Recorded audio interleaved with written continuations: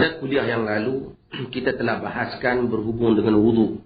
Oleh kerana wudu ini perkara yang kita lakukan bagi setiap hari, dan kita perlu sangat untuk melihat berulang kali hadis-hadis Rasulullah SAW mengenainya. Maka pada kali ini saya akan sekali lagi sebut hadis-hadis yang ada kaitan dengan wudu sebelum kita masuk dalam bab yang lain. Antara hadis yang Nabi sebut mengenai wudu ialah hadis yang selalu kita baca, iaitu yang diriwayatkan oleh Al-Imam Al-Bukhari secara ta'liq dan diriwayatkan oleh Imam Malik dalam kitab Al-Muwatta, Imam Ahmad di dalam Musnad dan An-Nasa'i, dan diriwayatkan oleh Ibnu Khuzaimah di dalam sahihnya, di mana Nabi daripada Abi Hurairah, Nabi SAW bersabda, "Laula an asyukka ala ummati la amartuhum bis-siwak ma'a kulli wudu." Kalaulah tidak jadi beban kepada umatku, nescaya aku ini akan memerintahkan mereka supaya untuk bersiwak, yakni berus gigi setiap kali mereka berwudu. Itu hadis kita tahu. Antara hadis lain lagi, iaitu yang diriwayatkan daripada Ali radhiyallahu anhu, dia menceritakan sifat Nabi sallallahu alaihi wasallam. Dia kata, wa masaha bi ra'sihi wahidah. Nabi ni berwuduk, sapu kepala dia sekali. Yang ada riwayat menyatakan dia sapu sekali saja. Yang ni dia letak sini. Riwayat yang kita baca, sahabat tengok hari itu dia sapu sini sekali, belakang dia patah balik sekali. Ada riwayat lain menunjukkan dia sapu sekali saja. Yang ni kemungkinan kedua-dua itu dilakukan oleh Rasulullah sallallahu alaihi wasallam. Daripada Abdullah bin Zaid bin Asim radhiyallahu anhuma, kata dia, hadis yang diriwayatkan oleh Al-Bukhari dan Muslim, di mana kata dia, hadis tadi kita baca diriwayatkan oleh An-Nasa'i dengan sanad yang sahih. Ini diriwayatkan oleh Al-Bukhari dan Muslim. Kata dia, wa masaha Rasulullah bi ra'sihi fa aqbala bi yadayhi wa adbar. Nabi ni sapu kepala macam ni. Kepala Nabi ni Nabi sapu pikuk ni ke belakang, kemudian tarik mai semula ke depan. Dan dalam hadis yang lain disebut, yang diriwayatkan oleh Ibnu Khuzaimah, dan dia menyatakan hadis ini sahih dan diriwayatkan oleh Abu Daud, daripada Abdullah bin Amr. Ada Abdullah bin Umar, Abdullah bin Amr bin As, seorang lagi Abdullah bin Umar bin Al-Khattab. Yani semuanya Abdullah ni jago-jago belakang. Dia meriwayatkan tentang wuduk Rasulullah, kata, "Summa masaha bi ra'si." Rasulullah sapu kepala, wa adkhala isba'aihi as-sabahatain fi udhunain. Bila dia nak sapu telinga, dia masukkan dua-dua jari ni ke dalam lubang telinga. Wa masaha bi ibhamai zahira udhunain. Lalu ujung ni, ibu jari ni dia sapu belakang telinga. Jadi bila sampai ke telinga, kita masukkan dua macam ni, kita sapu begini. Begitu yang diriwayatkan daripada Nabi sallallahu alaihi wasallam. Kita ambil pelan-pelan macam ni kan. Jadi hadis ni kata dia ujung dua jari ni dia bubuh sini, masukkan dalam telinga. Yang ni panggil apa? Ibu jari. Ibu jari ni kita sapu ke belakang. Riwayat yang lain, diriwayatkan oleh Imam Muslim. Idza istayqadha ahadukum min nawmihi fala yaghmis yadahu fil ina hatta yaghsilaha thalathan fa innahu la yadri aina batat yadahu. Ini riwayat Bukhari dan Muslim. Bila seseorang kamu bangun daripada tidur, kata Nabi, jangan rendam tangan dia dalam bekas ayak. Bekas ayak lama kita kola-kola, rendam. Nabi tak lagi. Nabi larang benda ni, kata Nabi, kalau hatta yaghsilaha, sehinggalah kita basuh dulu tangan kita. Sebabnya apa? Sebabnya kata Nabi, fa innahu la yadri aina batat yadahu, karena dia tak tahu tangan dia tidur kat mana. Nabi katakan dia tak tahu. Tangan dia tidak kat mana. Mungkin tangan dia tak bersih, tak apa. Dia pergi renam. Nabi tak lagi. Cantik. Islam ni satu agama jaga sungguh kebersihan. Jadi kita orang Islam tak padah lah kalau rumah kita ni kotor sangat. Padan. Ni orang perempuan lah. Wa an Laqit bin Sabra radhiyallahu anhu. Hadis ini diriwayatkan daripada Laqit, disahihkan juga oleh Ibnu Khuzaimah, di mana kata dia Rasulullah sallallahu alaihi wasallam bersabda, asbaghil wudu wa khallil baina asabi' wa balligh fi istinshaq illa an takuna sha'iman. Nabi kata betul-betul bagi kena air wudu, wa khallil bainal asabi', yani tangan bila basuh ni macam ni. Artinya bila basuh tangan tangan kita ni pasti bagi dia kena. Kata Nabi, ini disunatkan kita buat itu bukan wajib, disunatkan kita khallil. Wa balligh fi istinshaq, dan bersungguh-sungguhlah kamu ni dalam buat masuk air dalam hidung ni. Disunatkan kita buat masuk dan kita keluar. Illa an takuna sha'iman, melainkan kalau kamu puasa, kata Nabi. Kalau dah puasa, padan-padanlah, kerana takut kita sedut banyak air masuk naik atas. Kalau pun kita tersedut, dia tak membatalkan. Tapi kita jangan sengaja. Nabi nak elak daripada awal. Kalau puasa tak payah istinshaq kuat lah. Kalau puasa tak. Kalau tak puasa, Nabi balik fil istinshaq. Dia bersungguh masuk air Nabi dah. Wa an Uthman radhiyallahu ta'ala an anna an-nabiy sallallahu alaihi wasallam kana yukhallil lihyatah fil wudu, akhrajahu at-Tirmidzi wa sahahu Ibnu Khuzaimah. Daripada Uthman radhiyallahu an katanya, sesungguhnya Nabi ni dia janggut dia ni, dia macam tu. Dia khallil, dia gesek, dia bagi masuk jari-jari dia macam ni. Ketika dia berwudu, janggut kemas lah. Janggut kemas. Orang lelaki ni bagilah tinggal sikit ada janggut. Ulama khilaf tentang janggut ni. Ulama khilaf. Tetapi di kalangan ulama-ulama hadis, mereka mengharamkan cukur janggut. Cukur janggut. Di kalangan para ulama memakruhkannya. Walau macam mana pun, Aisyah radhiyallahu anha kata, Subhanallah alladhi zayyana rijal bil lihyah. Maha suci Allah yang telah menghiaskan orang lelaki ni dengan janggut. Jadi nampak. Tapi janggut pun bagi kemas lah juga. Ada yang kopi, biskut ni tak apa nak bagi. Hadis ni tuan-tuan dengar, hadis riwayat Muslim. Daripada Abi Hurairah radhiyallahu anhu. Inna ummati ya'tuna yawmal qiyamah ghurran muhajjalin min atharil wudu. Umat aku akan datang pada hari kiamat ni ghurran. Tuan-tuan, ghurrah ni asalnya, tuan-tuan kalau pernah tengok kuda, ada kuda ni dia ada tampuk putih dalam tengah kepala dia ada, tandai dia ada. Ada tuan-tuan tengok kuda kan? Ada kuda dia hitam tapi ada putih. Warna-warna tapi tandai dia tu putih. Hatu Arab panggil ghurrah. Muhajjalah ni tahjil ni, kuda yang tuan-tuan tengok kaki dia tu sekerat putih. Sampai ke lutut dia tu putih.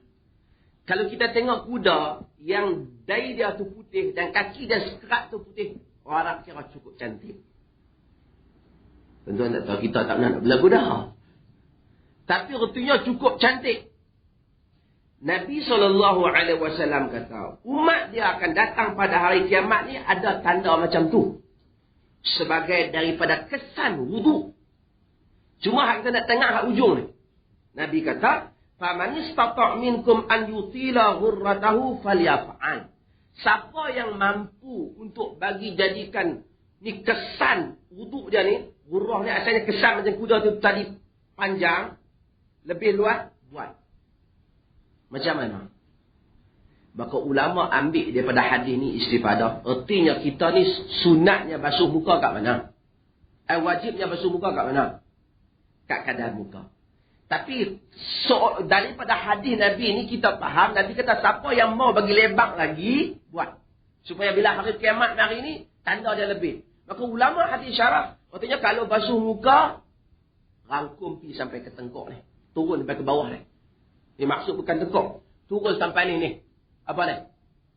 Sini. Ke depan ni. Kalau basuh tangan, sampai naik ke atas. Itu maksud hadis. Bukan wajib. Tapi Nabi kata, siapa yang berasa nak bagi tanda putih dia tu lebih lagi, buat, kata Nabi. Bahaslah para ulama dalam hadis ni macam-macam perbahasan. Tetapi jumhur ulama menyatakan dengan makna tadi. Dengan makna tadi. An Aisyah radhiyallahu anha qalat, kana Nabi sallallahu alaihi wasallam yuhibbu at-tayammun fi tana'ulihi wa tarajjulihi wa tuhurihi wa fi sya'nihi kullih, muttafaqun alaih. Nabi ni kata Aisyah dia suka belah kanan. Dia suka belah kanan dalam pakai kasut. Dia suka belah kanan dalam sikat rambut. Ini mula belah kanan. Dia suka belah kanan dalam mengambil wuduk. Dan dalam semua benda. Dia start habis-habis ni belah kanan. Hadis yang kita baca dahulu. Anna Nabi SAW tawadda'a wa masaha binasiyatihi ala imamatihi wa khuffain. Riwayat Muslim. Nabi bila wuduk, kalau dia pakai serban, dia terus sapu atas serban. Dan Nabi juga sapu atas khuffain. Sekali kita akan baca tentang khuffain. Ini saya nak bagi untuk lalui hadis-hadis ini. Antara benda lagi yang patut kita sebut dalam kesempatan ini, apa yang disebut oleh Rasulullah sallallahu alaihi wasallam. Dalam hadis Rasulullah menceritakan bagaimana baginda menggalakkan kita semua untuk apabila bangun, kata Nabi, hadis Abu Hurairah riwayat Bukhari dan Muslim, "Idza staiqadha ahadukum min naumihi falyastansir salas, fa inna syaitan yabitu ala khayshuni." Ini hadis ni macam ni. Nabi kata bila siapa-siapa bangun daripada tidur, yakni buat masukkan air dalam hidung dia sebanyak 3 kali. Nabi tak sebut masa wudu. Ulama sebahagian yang tafsir maksudnya masa wudu. Sebahagian kata tak semesti masa wudu. Yakni yang pentingnya kalau kita wudu, buat masuk dalam hidung 3 kali. Kerana syaitan itu, kata Nabi, tidur di dalam khayshum. Ini apa kita panggil ni? Arab panggil khayshum ni apa ni? Bukan lubang hidung ni, atas ni. Batang hidung boleh lah. Tadi jangan. Dia kata Nabi macam tu. Saya bila mengaji kitab Bulughul Maram, syekh yang mengajar kitab ni dia kata, siapa-siapa pun cuba try buat. Bangkit tidur kalau buat macam ni, bubuh ayam 3 kali dan keluarkan air daripada hidung, hilang mengantuk semua, hilang pagi segar. Tuan-tuan balik buat lah dia. Ya. Semua. Semua tak apa ya. Ini adalah hadis-hadis yang kita sebut secara umum. Yang disebut oleh Rasulullah sallallahu alaihi wasallam. Saya nak tambah beberapa masalah yang kita tak sebut lagi hari ini. Yang pertama berhubung dengan wudu orang yang mustahadah. Mustahadah ni kita ada haid, wanita yang mahid, wanita yang haid, dan ada haid, ada istihadah. Istihadah ni tempoh dia ada lebih daripada haid. Darah yang bukan daripada kebiasaan haid.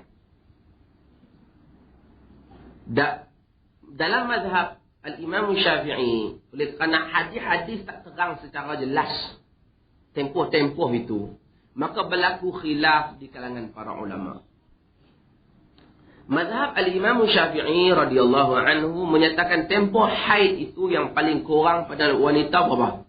Nanti kita akan sampai bab ni untuk sambil lalu berapa? 1 hari, 1 malam. Dan paling panjang tempohnya 15 hari.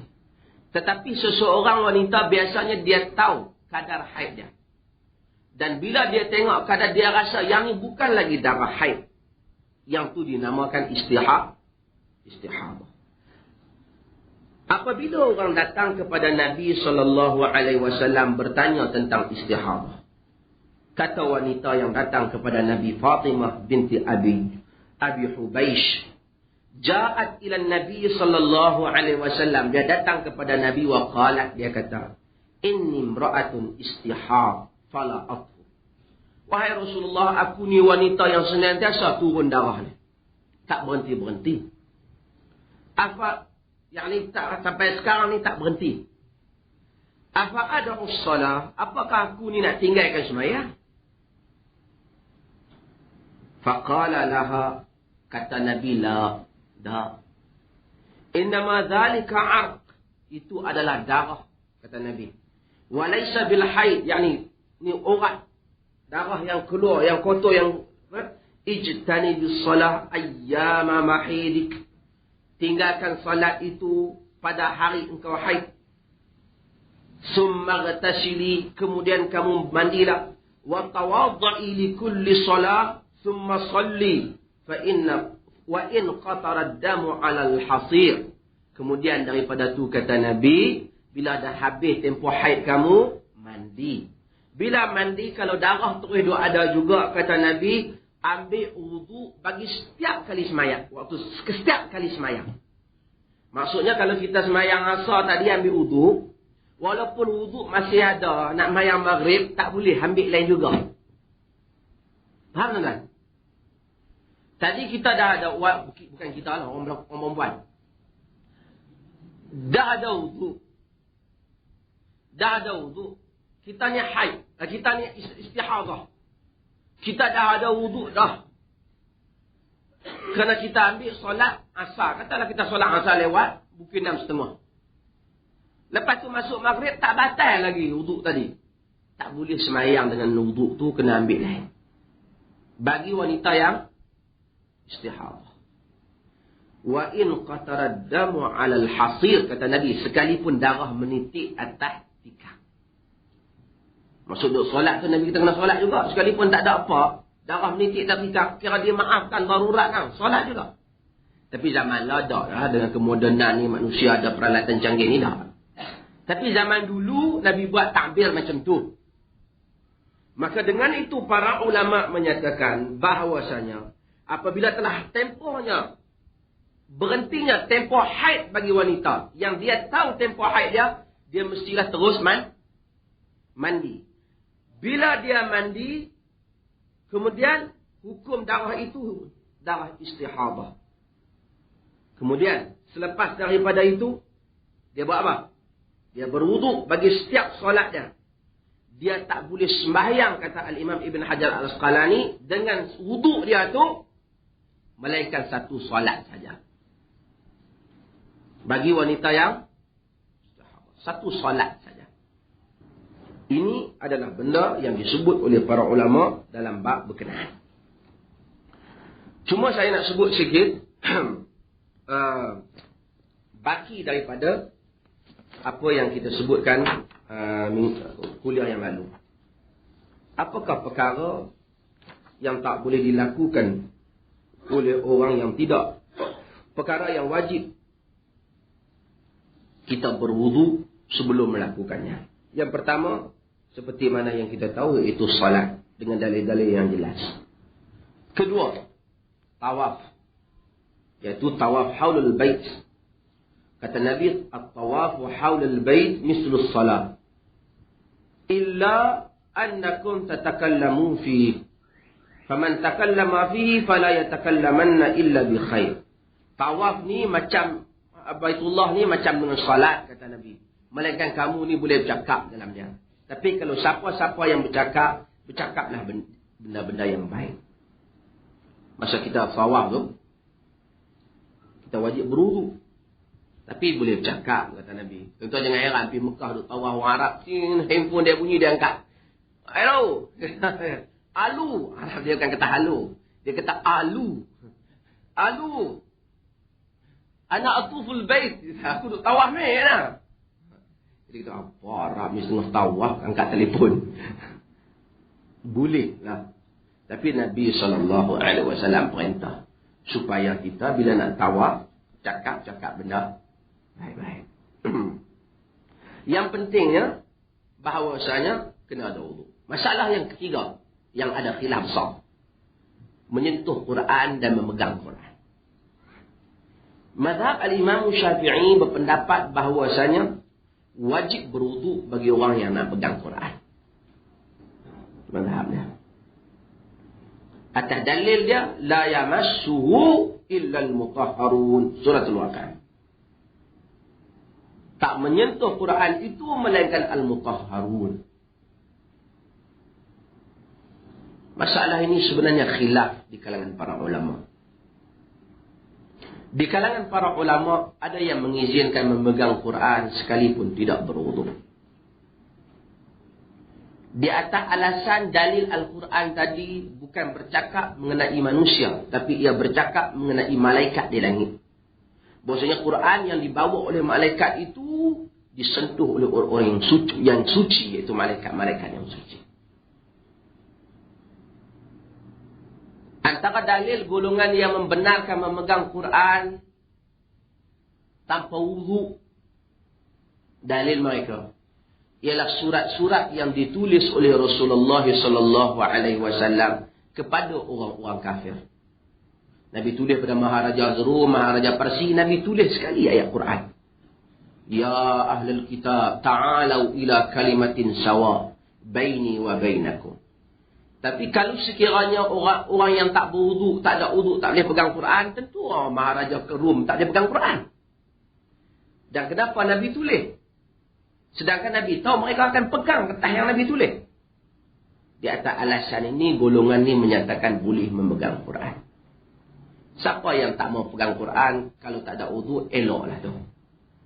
Tapi kalau kita tengok orang pegang Quran tanpa wudu pun, tidaklah sepakat ulama mengharamkannya. Tidaklah sepakat.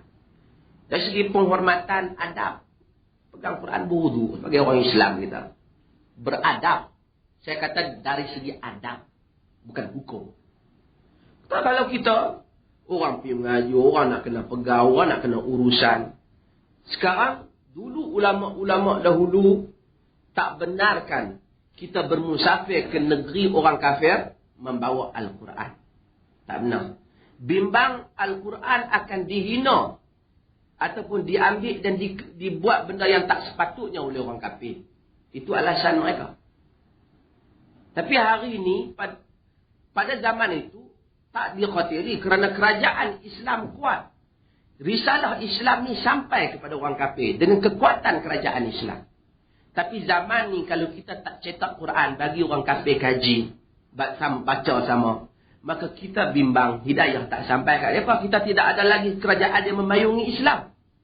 Dan terbukti ramai orang yang telah masuk Islam kerana mereka baca Quran. Seperti Cat Stevens. Kalau kita tengok Cat Stevens, Kristian masa tu, dia pergi cari Quran, kata, oh, tak boleh pegang.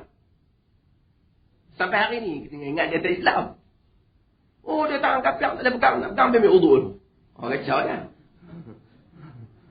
Maka berlakulah khilaf benda yang seperti ini. Cumanya kalau kita pasti kita bawa tu menyebabkan hina sungguh Quran, memanglah kita diharam bawa. 2-3 hari ini Hindu bakar Quran di India keluar ke jalan-jalan.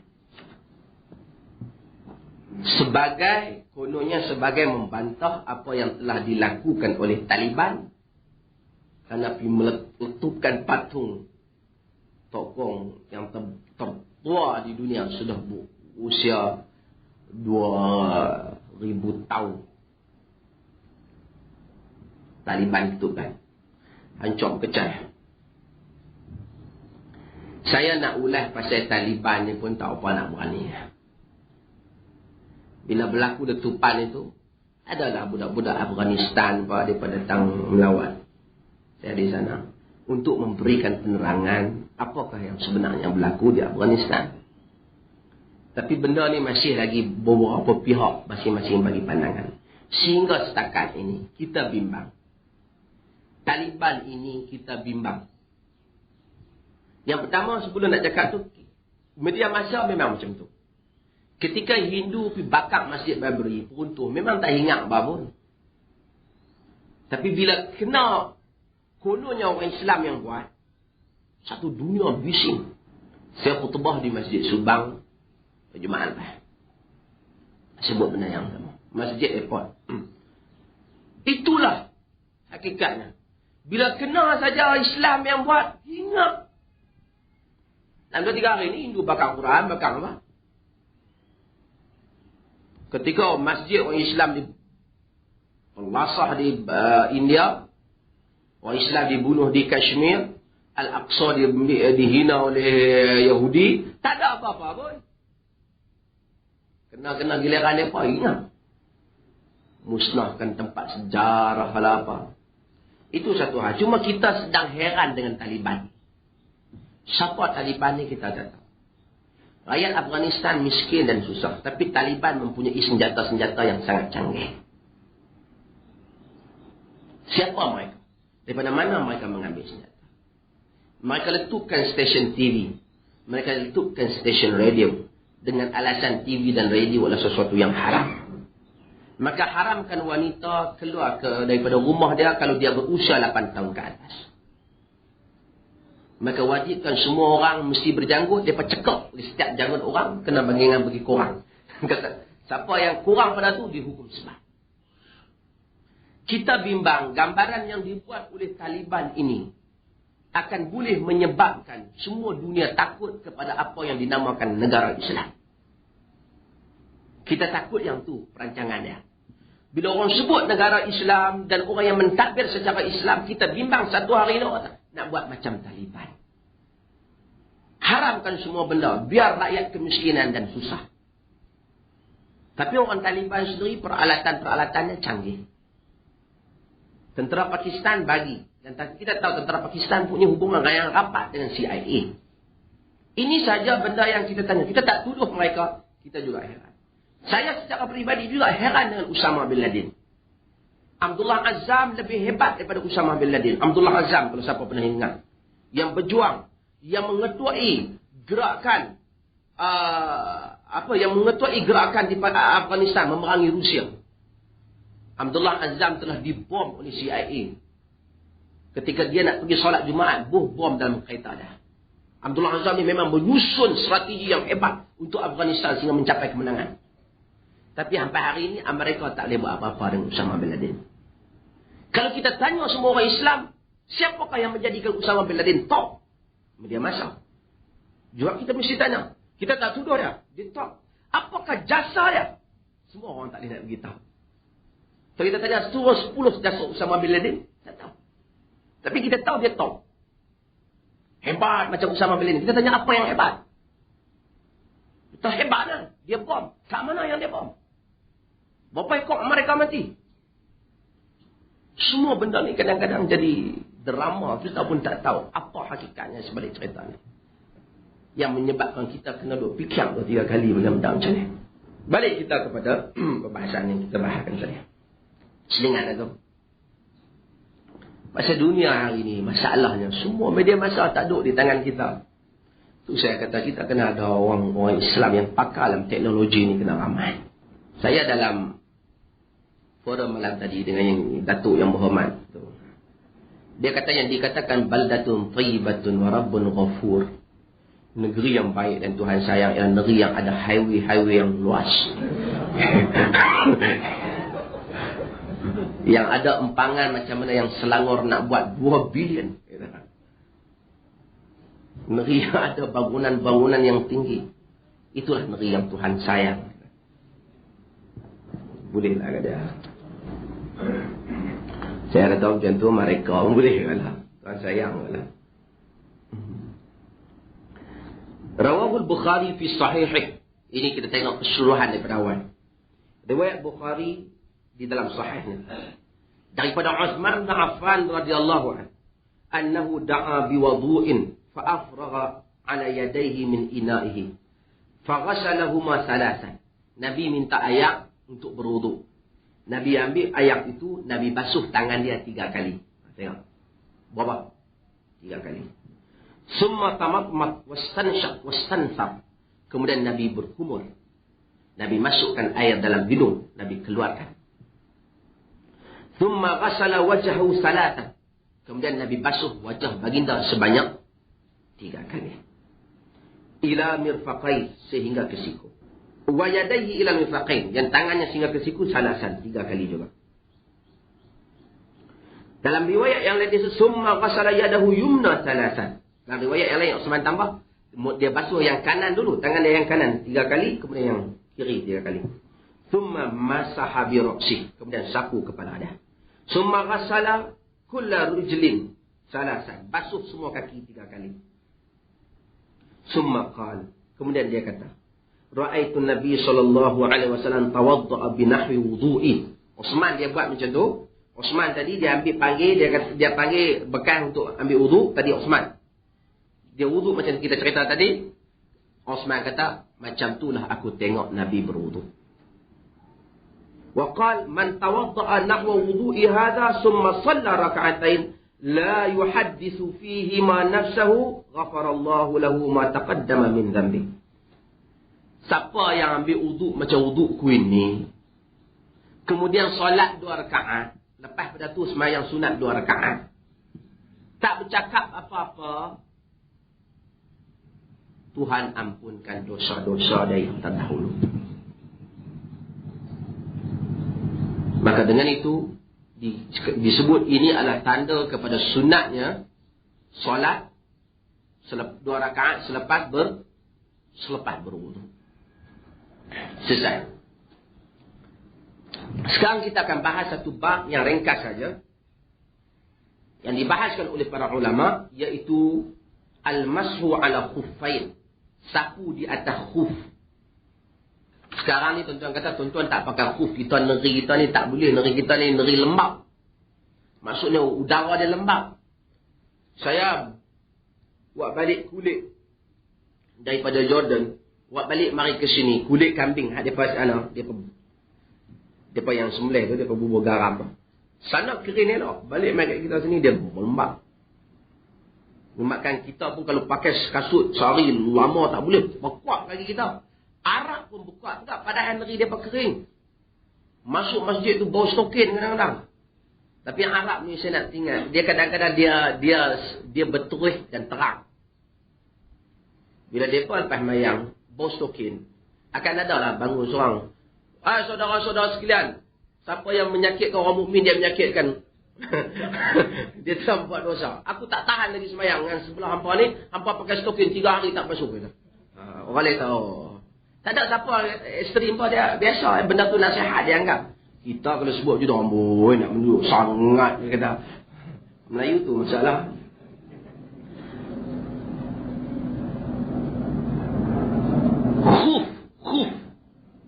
Khuf ni dia adalah semacam dengan kasut yang tutup sehingga kepada buku lali. Buku lali kita tu ditutup sehingga buku lali, maksudnya paling kurang tentulah, atas lagi tak apa. Benda ni kita nak tengok senang ya. Kasut polis dengan kasut askar yang tutup rapat,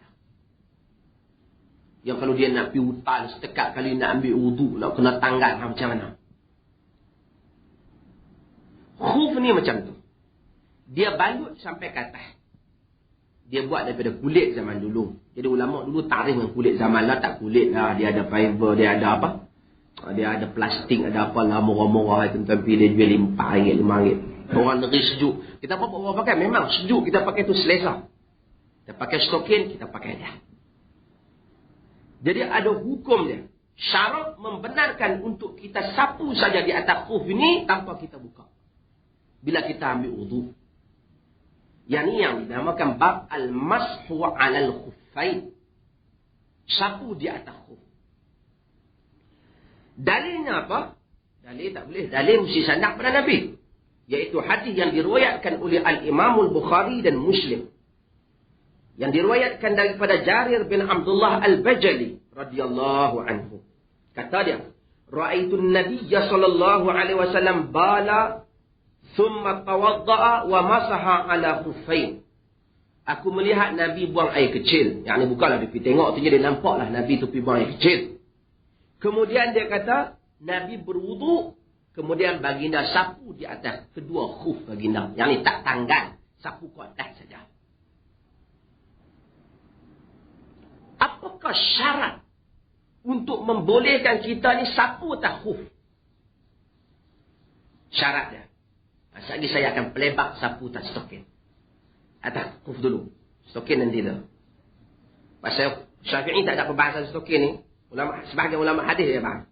Syafi'i khuf saja. Yang pertama syarat dia, hendaklah kita ini sebelum nak pakai khuf itu dah duduk dalam keadaan wuduk. Yang ni kita berwuduk dah. Maksudnya kita ni berwuduk. Setelah kita berwuduk, selesai elok wuduk kita, kaki pun kita basuh masa tu. Selepas dah kita ada dalam keadaan berwuduk, kita pakai khuf tu. Faham? Selepas daripada tu, tiba-tiba wuduk kita terbatal. Kita nak ambil pula wuduk yang baru tu, kita ambil semua macam wuduk biasa. Tapi sampai tang kaki tadi, khuf yang kita pakai tak tanggal dah. Kita sapu saja. Faham tak? Artinya, sebelum masa kita pakai wuduk khuf tadi, memang kita ada wuduk. Cuma selepas kita pakai khuf, wuduk kita takkan mungkinlah sejam, 2 jam, sehari, kemudian kita terbatal. Kita nak ambil balik yang baru, wuduk tu, tak perlu lagi kita tanggalkan khuf. Itu maksudnya. Dalilnya. Dalilnya. Hadis daripada Mughirah bin Syu'bah radhiyallahu anhu yang diriwayatkan oleh Al-Bukhari dan Muslim. Kata dia, "Kuntu ma'an Nabi sallallahu alaihi wasallam fi safar." Aku bersama dengan Nabi dalam musafir. Fa ahwaitu li anzi'a khuffain. Aku pun berasa nak pergi buka lah kasut pasal nak khuf Nabi. Nabi pakai khuf. Pasal Nabi nak ambil wuduk, Nabi pakai khuf, nak tolong tanggal lah kepada Nabi. Faqala da'huma fa inni adkhaltuhuma tahiratain. Nabi kata biarlah kerana masa aku nak pakai tadi, aku pakai dalam keadaan kedua-duanya bersih. Maksud ulama Syafi'i faham daripada ini, maksudnya kedua-duanya dalam keadaan aku berwuduk. Dan mereka menyatakan pula syarat yang kedua yang diletakkan dalam mazhab Syafi'i, iaitu an yakuna satirain li jami'i mahallil ghasl al-fard min al-qadamain. Hendaklah khuf itu menutup semua bahagian yang wajib kita basuh bagi kaki. Sampai mana? Sampai. Kemudian hendaklah dia ini menghalang sampainya air. Ini syarat-syarat yang disebut oleh mereka tanpa ada dalil lah. Tapi munasabah lah. Maksudnya khuf tu sendiri, kalau setakat kena renjih-renjih air, tak masuk ke dalam. Itu syarat yang mereka letak. Mereka letak lagi syarat. Syarat ini juga tidak ada dalam hadis. Mereka letakkan antaranya syarat, mestilah khuf tu kuat. Kita berjalan, tak hancur. Kalau khuf tu buat daripada kulit kayu, dia berjalan tiga langkah, kecai, dia tak boleh. Sebenarnya ini tak timbul juga. Kalau khuf tertanggal, memang kita kena dibasuh. Pasal kadar kuat khuf ni, nak ukur macam mana. Tapi syarat yang dibuat oleh mereka, khuf ni boleh sesuai lah untuk buat berjalan. Taklah hancur. Yang kelima, mereka syarat khuf ini hendaklah dibuat daripada kulit yang didibar. Tuan-tuan kata samak. Bolehlah kot bahasa samak tu. Samak ni, saya dah cerita dulu. Samak ni hendaklah daripada kulit bangkai. Macam mana? Kalau daripada lembu kita sembelih, kurban baru ni, kita nak ambil yang tu, nak pergi samak, kita kata nak buat kulit, tak payah. Kalau tak najis dia, pasal binatang tu telah kita sembelih. Kalau kita samak tu bukan nak buat najis dia, kerana bagi nak tahan dia. Binatang yang kita sembelih, bukan kata nak ni buat. Kalau kita pandai, kalau reti, potong kulit tu buat gulai pun tak apa. Halal nak makan? Halal. Yang kita perlu nak bersih ni ialah binatang yang mati dalam keadaan tidak disembelih. Nabi lalu tengok bangkai kambing Maimunah. Nabi kata, kenapa tak ambil manfaat daripada dia? Nabi kata, mereka menyata, alaysa hiya mayyit? Tidakkah dia ini adalah bangkai? Mayyit. Tidakkah mayyit? Tidakkah dia bangkai? Nabi kata, tidakkah kamu boleh mengambil manfaat daripada kulitnya? Ini isi tak boleh makan, kulit boleh manfaat. Dengan itu, maka kulit-kulit binatang lain, ulama menyatakan, selain daripada kulit babi dan kulit anjing, maka ulama-ulama Syafi'i membenarkan dan ulama mazhab lain pun. Dengan syarat bagi, walaupun berlaku khilaf lagi, tapi kita boleh kulit rimau, kulit apa ni. Kita akan sampai pada bab tu insya-Allah. Tapi yang pentingnya khuf ni mestilah kulit yang, macam mana nak tahu kulit tu bersih ke tak? Masalah pula. Kita beli. Kita pergi beli apa nama kasut. Kasut ni ataupun dompet. Dompet kulit gajah. Ada orang kulit gajah? Boya. Macam mana kita nak tahu dia ni telah dikira bersih ataupun tidak? Kaedah dia artinya dia ni kalau terkena air tak datang semula. Bau busuk dia tak main balik dah. Maksudnya memang dia selesai lah daripada segala kekotoran yang ada. Dia bersih. Kita tak boleh makan dah. Tapi dia bersih. Dia bersih. Jadi kita faham daripada sini semua, bahawasanya syaratnya mesti bersih. Mesti bersih. Berapa lama kadar kita nak cap? Dalam hadis yang diriwayatkan oleh Imam Muslim, Nabi SAW menyebut daripada Aisyah, daripada Shuraih bin Hani, qala ataitu Aisyah radhiyallahu anha as'aluha 'anil mashi 'alal khuffain. Aku datang kepada Aisyah bertanya tentang sapu di atas khuf. Faqala i'ti 'Aliyya, pergi jumpa Ali. Fa innahu a'lamu bihadza minni, kerana dia lebih tahu daripada aku mengenai benda ni. Kana yusafiru ma'a Rasulillah sallallahu alaihi wasallam, dia pernah bermusafir bersama dengan Nabi Rasulullah. Fasa'altuhu, aku pun pergi tanya Ali. Faqal, maka kata Ali, ja'ala Rasulullah sallallahu alaihi wasallam salasata ayyam wa layaliyahun lil musafir wa yawman wa lailatan lil muqim. Nabi jadikan 3 hari 3 malam tempoh boleh sapu khuf tu bagi orang musafir, 1 hari 1 malam bagi orang yang bermukim, orang yang tak bermusafir. Maksudnya, kalaulah kita ni pergi duduk negeri Arab, kita duduk sana sejuk, ataupun kita duduk negeri orang putih ke, yang kita pakai khuf, ataupun kita ni tentera, kita pakai kasut padat tu, nak tanggal cukup susah, yang menyebabkan tentera bila kita kata pasal tak ada susah Ustaz, kami sekali-sekali nak buka kasut payah. Habis tu pakai sapu khuf, depa kata tak boleh. Habis tu sembahyang lah. Tu penyelesaian dia. Tu sembahyang dia lebih rela tak sembahyang daripada peruntukan yang diberikan oleh syarak. Syarak berikan peruntukan ini. Dia boleh sapu. Kalau dia orang tak musafir, duduk di rumah saja, kita pakai sekarang, kita kira 1 hari 1 malam. Sampai berulang, sampai jam tu balik. Sampai time tu balik, tak boleh dah. Artinya masa katalah sekarang tuan-tuan nak pakai, sebelum pakai apa kita kena buat? Wudu. Lepas tu apa? Pakai. Kemudian boleh. Lepas tu nak mayang asar sehari lohok, sehari kita sapu. Nak semayang asar sehari pun kita sapu. Yang ni kita dah ambil wudu. Macam kita tampai tangan kaki kita sapu. Macam mana sapu? Saya beritahu. Kita sapu dia. Sehinggalah 1 hari 1 malam. Lebih pada 1 hari 1 malam dah tak boleh. Kita kena tanggal, ambil wudu semula. Faham? Bagi orang yang musafir, berapa hari? 3 hari 3. Macam mana dia nak start? Dia kata tabda'ul muddatul mashi min al-hadath ba'da labsil khuffain. Fa idza tawadda'a as-subha wa labisa khuffaihi thumma ahdatha 'inda tulu'i syam fa inna muddah tahsab min tulu'. Artinya kalau kita ni pakai masa subuh. Tadi kita pakai. Sampai sekarang kita masih ada wudu. Duk sekejap lagi batallah wudu kita. Pada time batal wudu itulah dikiranya lah proses kita memakai khuf tadi. Pasal hak tadi, masa kita pakai, kita berwudu tak apa tu. Memang tak ada masalah apa. Kita dah pertama berwudu, cuma kita pakai khuf. Tapi start yang dikatakan hukum pakai khuf itu apabila kita batal. Bila kita batal, di situlah bermulanya tempoh khuf yang dikatakan sehari semalam. Faham tak? Jelas kan? Belakang boleh tengok kan? Artinya tuan-tuan sekarang tuan-tuan pakai. Katalah pakai sekarang. Tak kira lagi. Sehingga bila? Sehingga wuduk batal. Start daripada wuduk batal itu kira. Macam mana nak sapu dia? Sapu khuf ini, sapu daripada atas. Tak sapu daripada bawah. Kaki kita macam tu. Ini kalau kaki kita macam ni.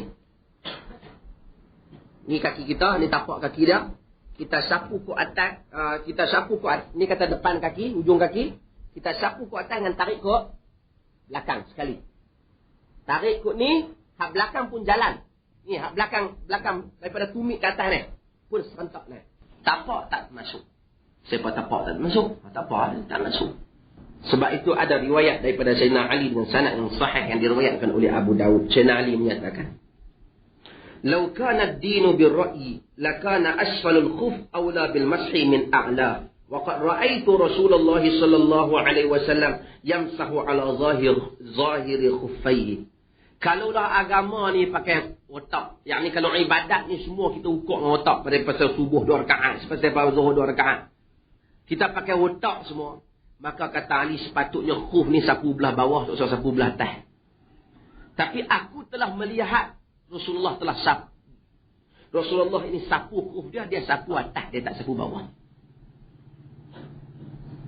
Ikut yang duk pijak tu belah mana? Belah bawah. Tapi khuf ni dia macam stokin sebenarnya, kadang-kadang. Ayah kasut besar, iya juga. Yang pijak tu belah bawah, tapi Rasulullah tak sapu belah atas. Maka kita pun sapu belah atas. Apa yang membatalkan khuf? Batalkan dia pula. Ini saya kira. Yang membatalkannya apabila tercabut salah satu daripada khuf atau kedua-duanya sekali. Bila tercabut saja, batal. Cabut belah kiri pun batal, cabut belah kanan pun batal. Yang kedua yang membatalkan khuf juga apabila habis tempoh dia. Tempoh dia berapa tadi? Musafir? 3 hari 3 malam. Orang duduk di rumah 1 hari. Kemudian yang membatalkan juga apabila berlakunya benda-benda yang mewajibkan kita mandi, iaitu hadas besar. Bagi wanita dengan apabila dia berlaku benda-benda yang dia haid, umpamanya. Bagi lelaki, kalau dia haid dia pun tak solat. Tapi artinya bagi lelaki apabila berlaku benda-benda yang berjunub, dia melakukan yang mewajibkan dia mandi wajib, maka dengan itu batallah tempoh. An Safwan bin Asal radhiyallahu anhu, kana Rasulullah sallallahu alaihi wasallam ya'muruna idza kunna musafirin an namsaha ala khifafina wa la nanzi'aha 3 ayyam min gha'id wa baul wa naum illa min janabah. Dalam hadis dia kata, Safwan bin Asal kata, Rasulullah perintahkan kami kalau kami musafir, jangan kami cabut khuf kami sehingga 3 hari. Sama ada disebabkan kerana kami ni pergi buang air besar, atau buang air kecil, ataupun kami tidur. Tapi kami diminta supaya cabut khuf apabila kami ini janabah, berjunub.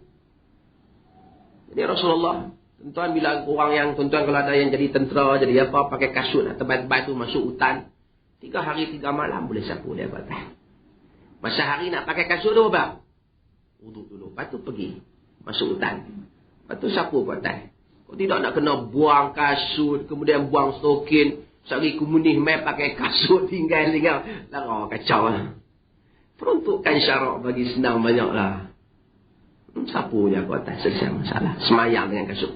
Bolehkah semayang dengan kasut-kasut tu? Sehari dia kata ujung jari tak lentik. Susahlah buat Islam bagi jadi kartun dengan lah. Inilah letak sebagaimana kadang kita letak. Tambahan daripada yang khuf saya sebut tadi, khuf yang saya sebut tadi, ialah ulama-ulama sebahagiannya mengizinkan kita sapu juga di atas stokin yang tebal. Pun stokin yang kita pakai biasa. Sebab itu tuan-tuan pergi ke negeri Arab, tuan-tuan kan tengok sebahagian mereka akan sapu. Al-Qasimi ada menulis kitab dia, Al-Mashu ala khuffain, ala al-jawrabain, sapu di atas stokin. Dalam Syafi'i tidak ada. Ini dalam mazhab lain dia ada. Al-Albani mentahqiqkan tulisan ini, iaitu kita ni boleh sapu di atas stokin. Tapi syarat dia macam khuf tadi juga. Maksud dia kata lebih sama saja. Dan ada riwayat Rasulullah pakai stokin dan sapu. Sapu ke atas. Tapi negeri Arab kita akan tengok, ada orang dia memang beritahu kita, saya pergi negeri Arab terus, Ustaz, jahil orang Arab ni. Saya tengok mereka ambil yang semayang sampai tang kaki. Mereka tak basuh, mereka tak buang sokin sapu kat atas. Mereka tak reti. Dia kata, hak tu khuf. Yang tu bukan khuf. Saya kata, mereka pun tak reti. Entah lagi tak reti. Kita kadang-kadang biarlah bagi tahu tu penuh dulu. Nak komplain pun. Benda-benda ni. Kita tak mau sapu tak apa. Benda ni ada peruntukan yang syarak bagi dia sapu-sapu lah. Habis tu saya nak buat, boleh tak? Saya ingat, kalau orang tanya tak ada kepentingan apa, tak payah buat lah. Tak ada kepentingan apa. Orang kampung tu terkejut dia tu lah. Buat-buat naik jadi imam pula. Oh, dia kata kacau. Tak sah dah tu imam kita hari ni. Dia tak sah. Khatibun nas biqadri uqulihim. Cakap dengan manusia dengan kadar akal. Melainkan bila dia dah main mengaji, main faham, dah terang, kita buat tu lain cerita lah. Kalau tidak dia terkejut, dia tanya kita ada. Orang Melayu dia tak tanya, kacau. Arab dia tanya. Pasal apa? Tapi orang Melayu dia tak tanya, dia diam, suluh-suluh. Hang tak tengok, kacau. Kacau sampai tahu tu. Jadi masalah. Allah Ta'ala alam. Ada soalan? Ya? Sekali saja. Ya. Salib. Terus saya kata salib, kata sapu. Nak ni sapu ni. Sapu ujung ni saja. Sapu ujung sini saja ada qaul yang disebut oleh mazhab Imam Syafi'i. Bahawasanya memadai kerana wamsahu biruusikum. Dia pasal masalah ba tu. Dia kata ba tu ditab'i dalam bahasa Arab. Biruusikum yang ni sapu sebahagian. Bahagian tu mana tak apa. Tapi oleh kerana ada hadis serban tadi, mereka tak ulama-ulama Syafi'i tak say. Kenapa Rasulullah bila nak sapu serban, dia sapu sini, terus serban. Seolah-olah dia sapu sikit kan. Dan ada riwayat lain daripada Aisyah radhiyallahu anha yang mengizinkan wanita sapu ni bubun saja. Di atas itu dia Syafi'i mengatakan memadai sapu macam ni, tetapi ulama dia kata sapu semua lebih afdal. Ulama Syafi'i juga kerana itu keluar daripada masalah khilaf. Kita bersama dengan yang disebut oleh Al-Imam Ibn Kathir, kita kata sapu semua kepala. Tapi sapu macam ni dia kata bid'ah, tak betul. Qaul mazhab. Cuma kita kata tidak marjuh, tidak kuat, kita sapu sikit. Hadis menunjukkan tadi semua Rasulullah sapu macam tu. Tapi ini tidak bid'ah. Tidak bid'ah. Wallahu a'lam. Tadi riwayat ada sekali. Dan riwayat Ali sekali. Riwayat yang dibawa oleh sahabat lain, dia kata Rasulullah satu naik, lepas tu serak patah. Jadi dua kali. Ni Tuan Haji Khalid Amin Jibuk Nuri. Assalamualaikum warahmatullahi wabarakatuh. Makan ni orang tak khilaf.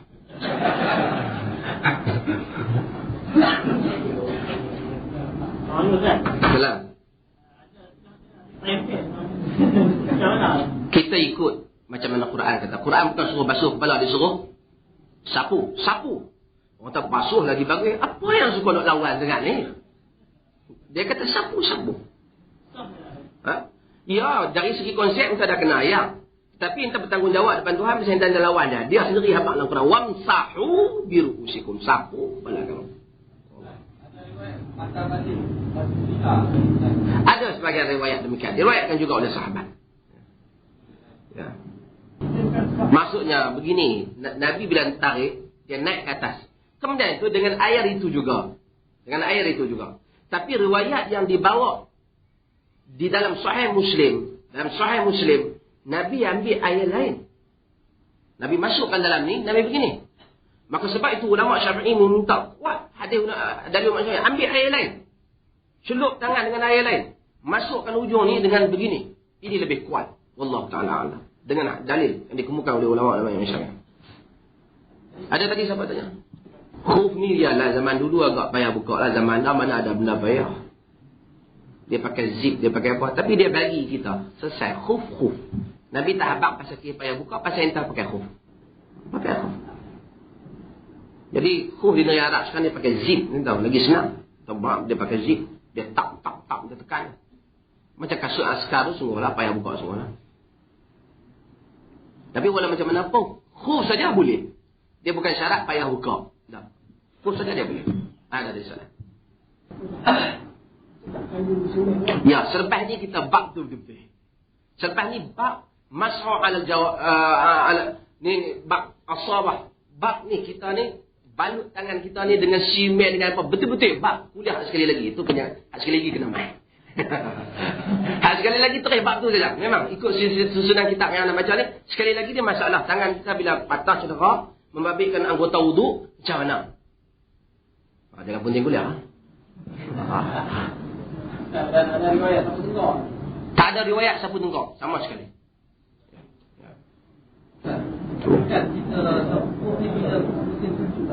Yang ni ada, bukan musim sejuk saya tak kena menggunakan sejuk dengan panas. Ya, tapi orang musim panas, orang tak pakai khuf ni. Dia pakai apa? Yang terbukuak. Cuma nak bagi tahu tadi masalah sapu tengkok. Sapu tengkok ni maksud ni sampai kita akan sapu, kita las sebelum sapu kaki, orang kita pak buat tengkok kan. Ada sebahagian lah, sekarang tak ada lah. Ini tidak ada. Tidak ada di dalam hadis. Allah. Ya, riwayat daripada Osman teringat sekali. Dan ada riwayat lain sahabat kata 3 kali. Kerana dia suka 3 kali. Semua 3 kali kita asyik. Namun orang yang buat sekali ataupun 3 kali, semuanya diterima. Rumah dibuka rumah sahabat. Rumah orang dijemput rumah seorang dia tak apa, dia orang rumah tuan haji. Kemudian sahabat nak tengok tentang haji, nak kucing dapat banyak kita belah. Ya. Masalah kucing. Kucing ini dia tu kalau kita pegang dia tak najis macam anjing. Tetapi kita semua tahu apa saja benda yang terputus daripada badan haiwan. Badan haiwan. Putus kaki kucing ke, jadi bangkai. Kan? Putus telinga kucing ke, jadi bangkai. Kucing tu hidup, telinga dia putus. Jadi, bahagian telinga tu jadi bangkai. Bagaimana dengan bulu kucing yang keluar daripada badan dia? Anjing tadi berbeza. Anjing tu sendiri Nabi tak bagi pelihara. Itu masalah. Dan dia boleh menyebabkan najis. Dia tu sendiri, zat dia tu najis. Kucing ni Nabi kata min tawafin, binatang yang mengelilingi kamu. Dalam hadis. Cumanya ulama' kena bahas. Kalau yang tak kata benda yang terputus daripada kucing, bukan mesti kaki dia, termasuk juga bulu dia. Jadi ulama' kena bulu kucing ni, kalau kita kata tak najis, maka benda lain berkena tak najis juga, bagi kaki dia berkena tak najis. Pasal dia terputus. Begini, wallahu ta'ala alam. Kalau sekiranya benda tu sukar dielakkan, dia termasuk dalam umumul balwa. Kita kucing banyak, kita kesian kat dia, kita belah. Kadang-kadang kena sikit-sikit, dimaafkan. Kadarnya sedikit sangat bulu kucing. Tapi kalau penuh bulu kucing ni, nampak kok ni, kita dukung kucing ni, orang tengok tu dia penuh. Itu tak dimaafkan. Kadar tu sudah lebih. Kita dah baca bab awal, najis yang sedikit dimaafkan. Yang terenjih sikit, air kencing saya terenjih sedikit. Kita terkena, kita nak buat kerja, kita pergi buang air, terenjih sikit air kencing di seluar kita. Kita nak solat, kita dimaafkan dengan kadar yang sedikit. Kita dah sebut dulu awal. Begitu juga binatang ni. Tapi kalau banyak penuh, maka tidak dimaafkan. Termasuk bulu kucing. Wallahu ta'ala. Dah. Dia mandi wajib hanyalah kerana haid. Istihadah ada salat. Kita akan sampai pada bab haid insyaAllah. Sampai pada bab ni, bab haid. Bab mandi dan haid. Ya. Ya. Ya. Ya, begini. Kita juga, kebanyakan kita ini taklid. Taklid ni bermaksud kita mengikut hujah orang lain. Bukan kita yang menyemak hujah. Kita mengikut imam yang lain.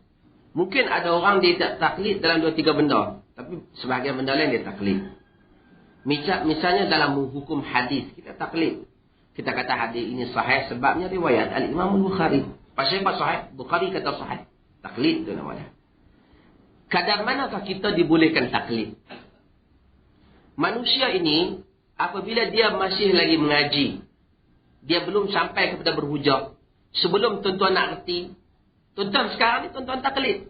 Misalnya, tuan-tuan tak tahu lagi bab wudhu, bab solat sebagainya yang betul-betul lagi. Tak dengar lagi daripada hadis Nabi misalnya. Tak dengar lagi. Untuk tempoh tuan-tuan nak mengaji, senang nak sampai faham, tuan-tuan buat apa? Pakai dulu yang mana yang ada. Bukan kata saya ni tak mayang lah, sampai pasal bab mayang tak main. Dah. Pakai dulu yang mana yang ada. Dan apabila saya pula hurai kepada tuan-tuan, tuan-tuan pula tak faham bahasa Arab, tak boleh tahu nilai hadis, tak tahu hujah, tak tahu pula nak himpun dalil, berpandukan apa yang saya hurai, ikut pula apa yang saya hurai. Sekali lagi mengikut taklid tu.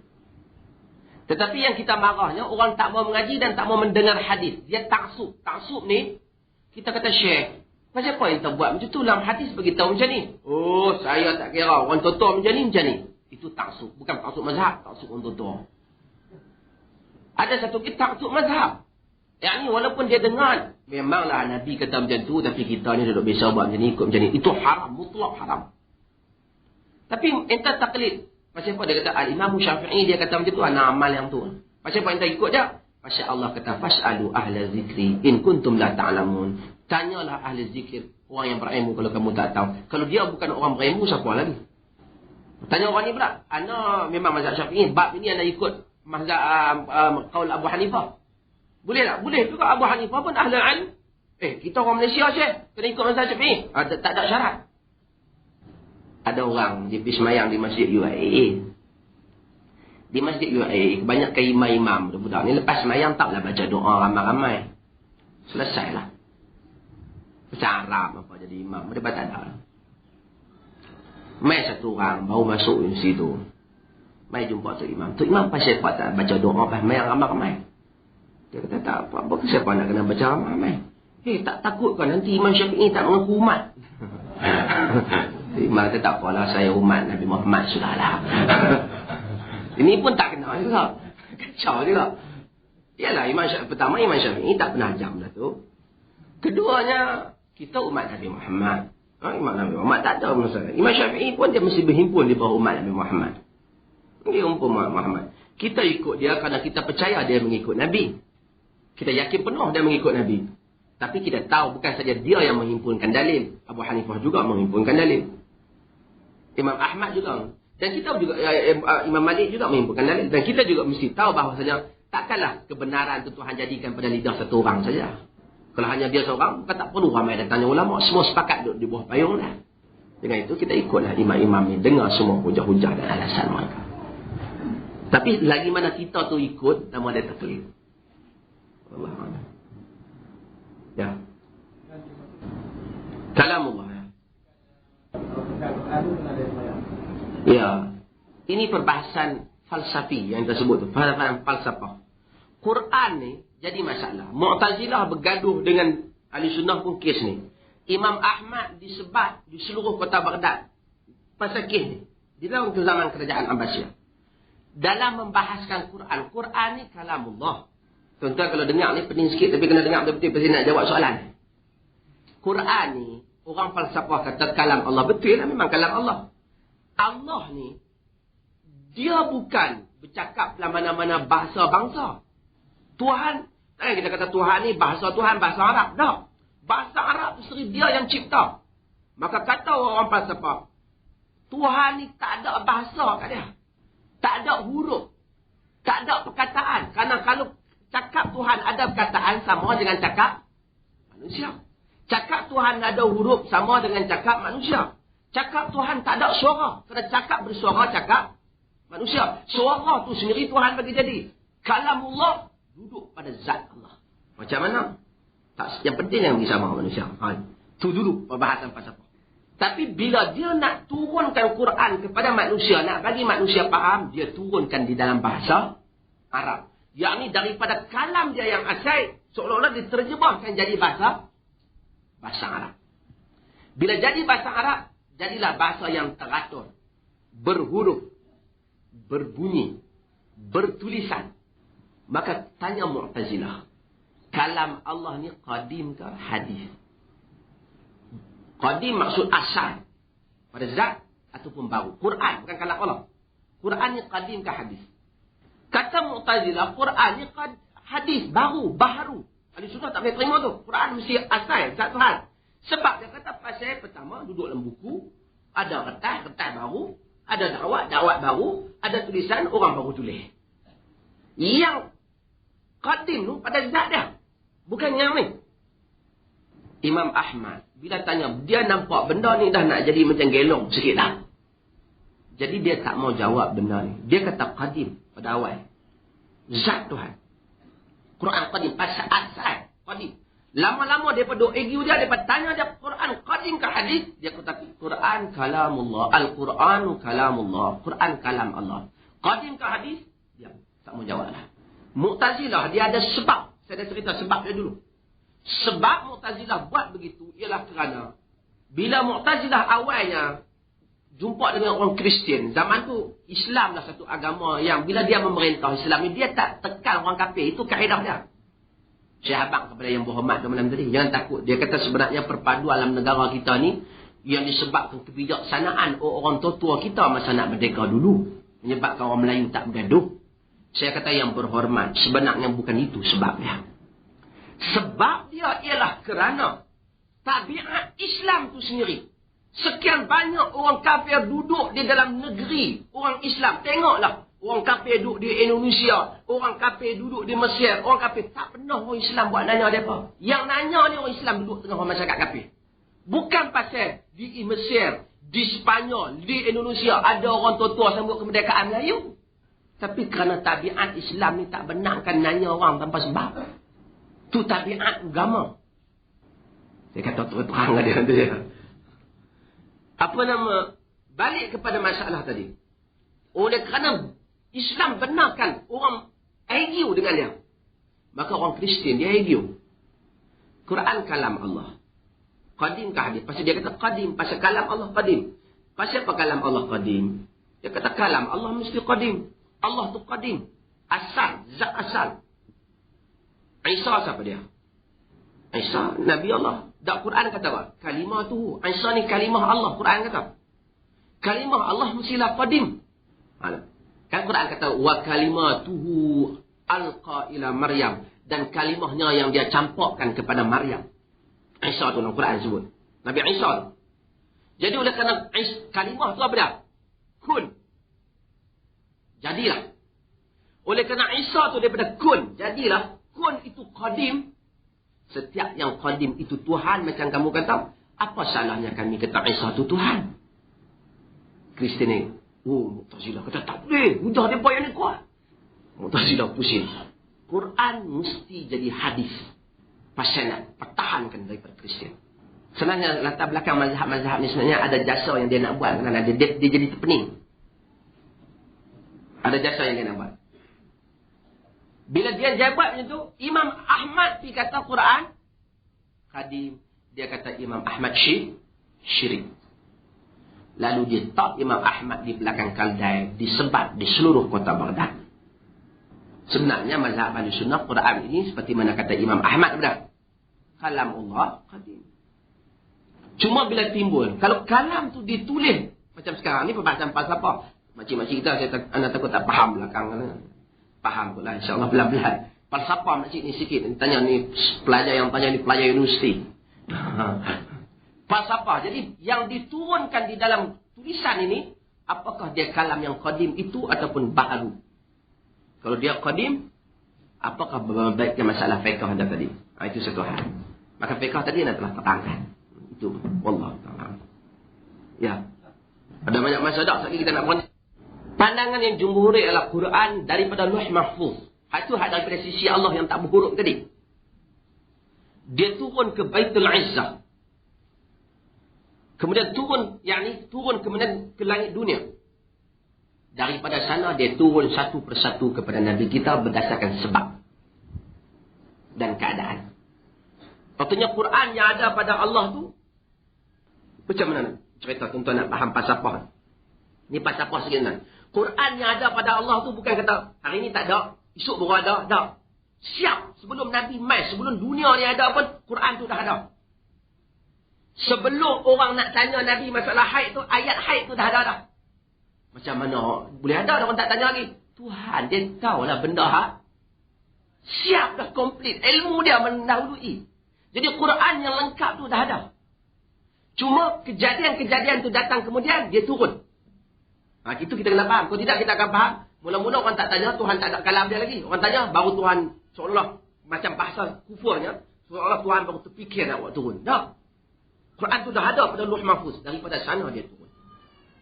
Dia turun ke langit dunia. Daripada langit dunia, dia turun kepada Nabi berdasarkan keperluan masa 23 tahun. Itu pada asasnya. Itu je teori yang kita nak kena faham. Kalau tidak, daripada Quran daripada Luh Mahfuz turun ke langit dunia. Pasal apa sebab dia nak disebut macam tu? Nak diceritakan perubahan daripada Quran yang tak berhuruf, Quran yang tak apa tu, turun tu, sehingga jadi Quran bahasa Arab tu. Kerana kalam Allah yang diturunkan kepada Nabi Musa, bahasa apa? Bahasa Ibrani. Yang diturunkan kepada Nabi Isa, Suryani, bahasa Suryani. Jadi semua bahasa diturunkan. Mari kepada Nabi kita diturunkan dalam bahasa Arab. Bismillahirrahmanirrahim. Allahumma atina husna